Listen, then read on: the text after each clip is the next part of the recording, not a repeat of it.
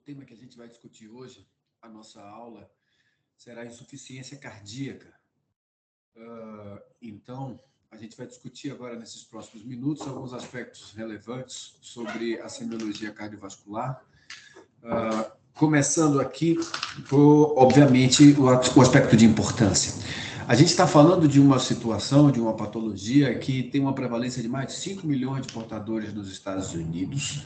No Brasil, estima-se que 70% dos casos são por cardiopatia isquêmica ou hipertensiva, então doenças obstrutivas decorrentes do processo de aterosclerose ou a hipertensão descontrolada são as principais causas desse diagnóstico que a gente vai se deparar. E, obviamente, essa incidência aumenta com a idade, chega a 10% de prevalência em octogenários. Considerando que a população está aumentando sua longevidade, a tendência da gente se deparar com esse diagnóstico é cada vez maior. E o tratamento dos fatores de risco, o que é muito importante, o aspecto preventivo, é capaz, sim, de barrar a evolução desta síndrome, que é uma síndrome complexa que resulta de qualquer comprometimento estrutural ou funcional que dificulte o enchimento ou a ejeção ventriculares.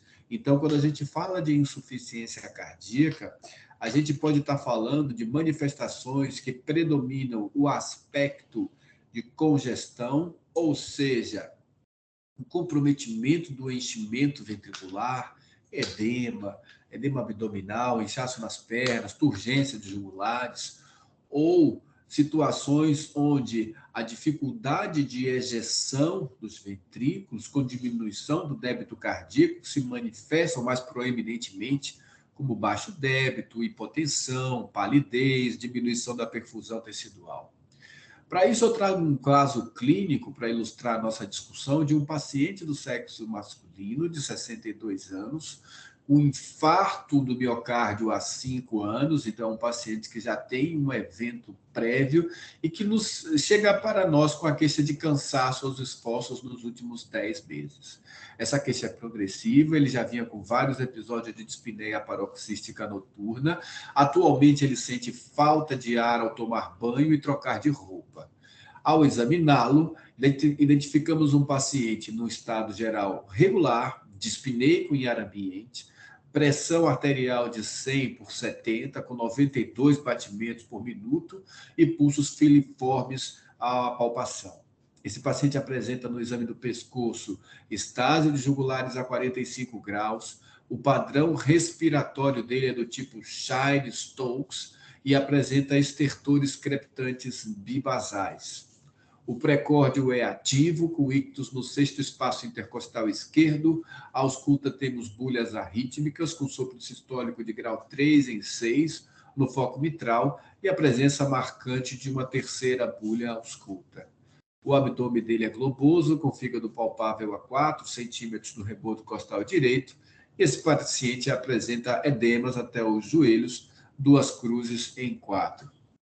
Tudo que a gente identificou aqui no histórico e no exame físico desse paciente pode ser ilustrado como decorrência de manifestações sistêmicas causadas pela falência muscular da insuficiência cardíaca. Então, um coração que não trabalha bem, e aqui a gente vê o exemplo do nosso paciente que já teve um infarto há alguns anos atrás, não ejeta bem, porque a musculatura está comprometida, e não trabalha bem com o retorno venoso que chega para o coração direito e esquerdo. Dessa maneira, a gente vai encontrar a pressão arterial diminuída, a gente vai encontrar uma diminuição da amplitude dos pulsos, aqui os pulsos filiformes que a gente encontra.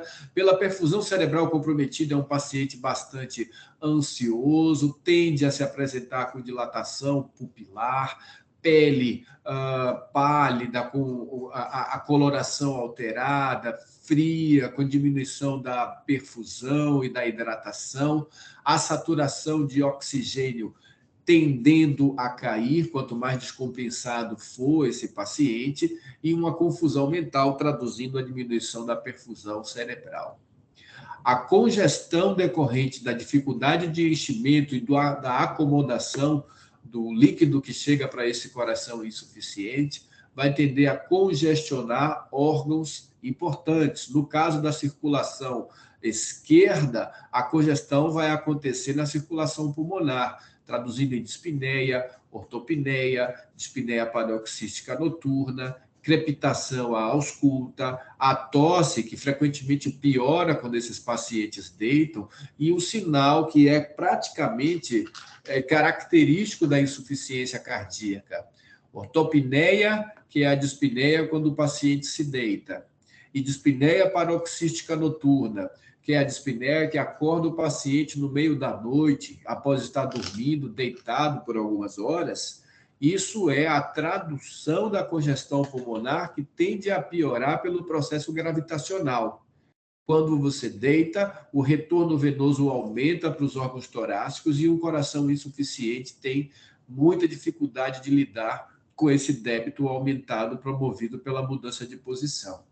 A nível sistêmico, com o coração direito comprometido, a gente vai ver estase de jugulares, visível ao exame físico do pescoço, e congestão sistêmica com aumento do volume abdominal, por vezes com a possibilidade de palpação e de comprovação de líquido acítico na cavidade e aumento de vísceras sólidas, como o fígado e o baço, com hepatoesplenomegalia nessas fases mais avançadas. A congestão abdominal e a diminuição de perfusão vão contribuir para a dificuldade de micção, com a diminuição do débito urinário e com o achado de oligúria que esses pacientes tendem a apresentar. Portanto, a insuficiência cardíaca é uma síndrome complexa que guarda manifestações em todos os aparelhos sistêmicos. Aqui a gente vê um paciente, essa fotografia ela está invertida, esse paciente ele está deitado com a cabeceira elevada a 30 a 45 graus. Aqui a gente está vendo a parte do pescoço com o ramo external do músculo esternocleidomastoideo, a clavícula está para o lado de cá, e nessa transição a gente vê nitidamente o desenho da veia jugular externa bastante túrgida, com a possibilidade de documentação, inclusive, do que a gente chama de refluxo hepatojugular. Se a gente palpar com a mão espalmada aqui na região do hipocôndrio direito, a gente vai ver essa turgência, essa congestão das veias jugular, inclusive aumentar de amplitude. Na ausculta cardíaca, o que é evidente, mais característico de disfunção sistólica, da insuficiência cardíaca, é a presença da terceira bulha. Os sons cardíacos eles podem ser divididos e é necessário se familiarizar com esses ciclos através da identificação do que é o momento sistólico e o momento diastólico.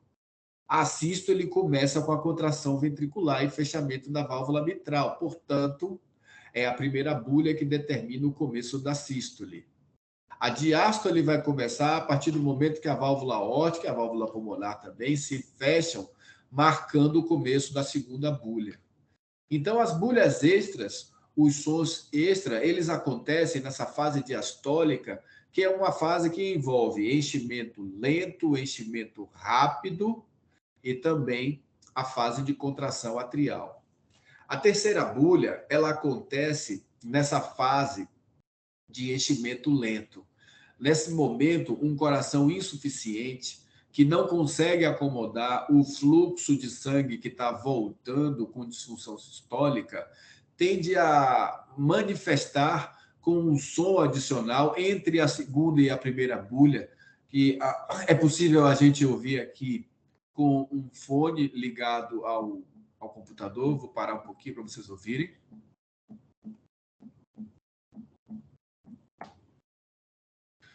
Vou botar mais uma vez, quando a gente vê entre a segunda e a primeira bulha, dá para a gente ouvir um som abafado de baixa intensidade.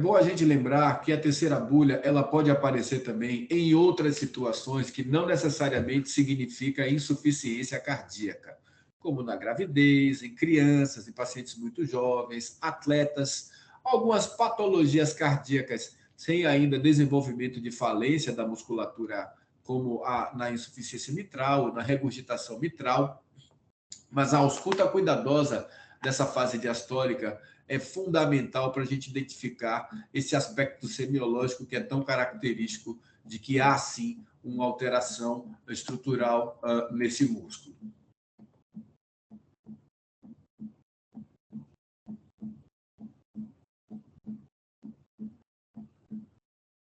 Bom, aqui tem um link para quem quiser estudar um pouco mais e ver esses aspectos dos sons cardíacos. Então, o nosso paciente, ele apresenta vários sinais aqui característicos de envolvimento tanto da circulação esquerda, do ventrículo do átrio esquerdo, quanto de congestão sistêmica, como vemos aqui, de aumento do fígado, que está palpável, edema até os joelhos, etc. Eu queria só chamar mais atenção ainda do padrão respiratório do tipo Chine-Stokes, que é aquele padrão respiratório onde há um comprometimento do centro respiratório e uma completa anarquia no ritmo ventilatório, que acontece em pacientes com lesão do sistema nervoso central ou com hipoxemia crônica decorrente de problemas respiratórios ou cardíacos. Na respiração de Chine-Stokes, você vê o paciente praticamente entrar em apneia e depois começar a aumentar a frequência respiratória com uma taquipneia bastante arrítmica. Então, isso se dá porque a capacidade do centro respiratório responder ao estímulo automático de saturação de oxigênio fica comprometida. Então, esses centros eles ficam dependentes do acúmulo de CO2, da hipercapnia, que vai acabar acumulando nas fases de apneia e promovendo aquelas fases de taquipneia. Como diagnosticar a insuficiência cardíaca? A gente está aprendendo achados semiológicos que precisam ser contextualizados. É necessário a gente analisar cada um desses itens e pontuar, porque nada substitui o julgamento clínico racional. Por outro lado, existem critérios propostos, e o mais aceito, o mais comum para fins epidemiológicos, são os critérios de Framingham, que determinam se você está, sim, diante de um paciente com insuficiência cardíaca. Então, para isso, esses critérios incluem achados com maior ou com menor peso para o diagnóstico de insuficiência cardíaca. Os critérios chamados maiores incluem edema agudo de pulmão, aumento da área cardíaca, refluxo hepatojugular, distensão de veias do pescoço, como vimos agora há pouco com a estase de jugular, dispneia paroxística noturna ou ortopneia, que são altamente específicos, crepitações pulmonares, o achado de terceira bulha ou a perda abrupta de peso de mais do que 4,5 kg em 5 dias depois de iniciar o tratamento com diuréticos. Tá? Uma perda de peso significativa só de fazer diurético ganha ponto na discriminação de insuficiência cardíaca. Existem outros achados que não levam tanto peso, como o edema apenas em tornozelos, a dispneia aos esforços por si só, já que muita coisa pode levar, hepatomegalia, tosse noturna, derrame pleural e taquicardia mantida com frequência cardíaca acima de 120 batimentos por minuto. Então, aqui, para fazer o diagnóstico de insuficiência cardíaca, a gente precisa de 2 ou mais critérios menores ou um critério maior, mais 2 critérios menores. 2 critérios maiores também fecham o diagnóstico de insuficiência cardíaca, como a gente está vendo aqui, mas se você tiver só 2 critérios maiores, o diagnóstico já está feito para fins epidemiológicos. E uma vez feito o diagnóstico de insuficiência cardíaca, é importante a gente analisar esses achados, porque a partir daqui a gente vai delinear em que ponto o nosso paciente se encontra É possível a gente estadiar o diagnóstico de insuficiência cardíaca, em primeiro lugar, de acordo com a limitação funcional que essa doença promova, e é muito fácil entender essa escala, que vai de 1 a 4, sendo 1 um paciente que não sente nada e 4 o paciente que não consegue fazer nenhuma atividade. Esse paciente ele tem sintomas em repouso. No meio do caminho, nós temos a classe funcional 2 ou 3. Na classe funcional 2, a limitação é leve, esse paciente consegue ficar confortável em repouso, mas quando ele começa a fazer atividades ordinárias, ele começa a ter sintomas, como, por exemplo, subir uma escada, apressar um passo, andar no plano um pouco mais ligeiro. O paciente em classe funcional 3, ele já tem uma limitação muito marcante. É um paciente que ele precisa ficar descansando, ele precisa ficar parado, porque qualquer atividade menor do que ordinária, uma atividade como, por exemplo, pentear o cabelo, trocar de roupa, andar, levantar para ir até a mesa, se sentar, causa sintomas e limita esses pacientes. Então, esta escala de classificação de limites, chamada de NIRA, a classificação funcional da Associação de Nova York de Cardiologia, New York Heart Association, é a classificação mais aceita, é aplicada em várias situações diferentes, independente da etiologia, e pode dar uma ideia de quanto de sintomas que esse paciente está tendo. E na dependência desses sintomas, então a gente pode estadiar. Se eu estou diante de um paciente que não tem insuficiência cardíaca ainda, ele apenas tem fatores de risco. Se é um paciente que já apresenta lesões estruturais, quer dizer, um ecocardiograma alterado, eu já tenho um eletrocardiograma que demonstra alterações, um raio-x com cardiomegalia, mas ainda assintomático, ou se ele é um paciente que já apresenta algum grau de limitação, que vai estadiar ele em classe C ou classe D. E aqui é fácil a gente diferenciar. O estágio D é um estágio de insuficiência cardíaca refratária. Esse paciente ele já vai estar diante da necessidade de terapias substitutivas, como o transplante cardíaco, e o estágio C é o paciente que tem doença estrutural e que já apresenta sintomas oscilando de classe funcional 1 a 4, na dependência de quanto que a gente consegue compensar esse paciente. O paciente com insuficiência cardíaca, ele pode ainda ter sintomas com ou sem comprometimento da fração de ejeção. Esse paciente pode ter uma fração de ejeção baixa, considerada abaixo de 40%, medida por métodos não invasivos, como o ecocardiograma ou a cintilografia miocárdica. É um paciente que pode ter uma disfunção moderadamente reduzida, na casa dos 40% a 50%, ou é um paciente que pode ter insuficiência cardíaca, mas ainda com fração de ejeção normal, manifestada aqui com sintomas congestivos. Dessa forma, o paciente identificado com sinais e sintomas compatíveis com insuficiência cardíaca, antes de começar o tratamento, ele precisa ser necessariamente abordado para definir em que condição clínica a gente está se deparando. Por exemplo, nós aqui estamos com perfusão adequada, sem manifestação de congestão, pulso normal, sem dispneia, sem hipoxemia. A ideia é que a gente esteja com perfusão da pele adequada, portanto, quentinho, né, warm, e sem congestão, seco, dry. Essa é a condição que a gente busca encontrar um paciente normal. Mas um paciente com insuficiência cardíaca, ele pode ainda ter perfusão normal, tá quentinho, tá